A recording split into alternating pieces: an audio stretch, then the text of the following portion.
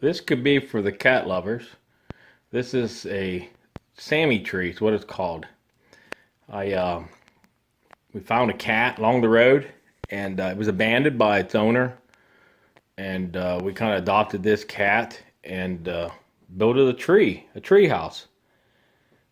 This tree house here was made out of that tree is made out of a piece of oak. It's an old tree that fell down in the back of our property, so I cut the top of it out, and I sanded it, and I clear coated it. That's what that is. That's a piece of oak in the middle there. And then everything else is made out of scrap.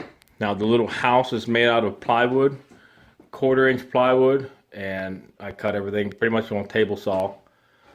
The roof is made out of tongue and groove, some scrap. Like I said, everything on here is scrap wood.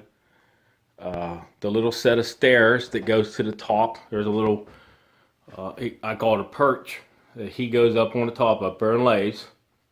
Now this is connected to the ceiling. What we do, we connect it to the ceiling because it's so large it's kind of hard to hold it up by its base. I'll show you the base. The base is made out of OSB 3/4 inch. I put a couple little blocks of wood underneath that to keep it off the floor. We have some rope that we picked up one of our hardware stores to wrap around it. Everything, like I said, everything was made out of scrap wood that we had. I'll show you the other side. We got a little window on the other side here.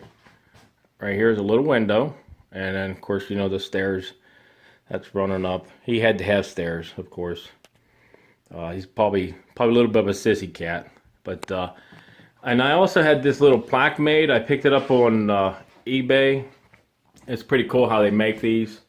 It says on the plaque, it says the Sammy tree was built for a special gray cat, and the date that I have on it now is when I started it. So I put the date when I started it, you know, to kind of design this little house. And you can see inside of it, just, you know, it's got some plywood in there, little slats of boards. Everything was cut on a table saw, and then I used a hole saw up here to put it through the roof, and then everything was cut on like a hand jigsaw, and then I stapled together with a gun I have, an air gun. He's got a little set of steps coming up on this side right here where he goes up it. A lot of you cat lovers out there. It's real simple. It takes a little bit of time, but not much, but very, very simple. Like I said, all made out of scrap wood. And there you go. I mean, if there's something you guys have in mind to make, you know, especially for your cat, there you go. It's pretty simple.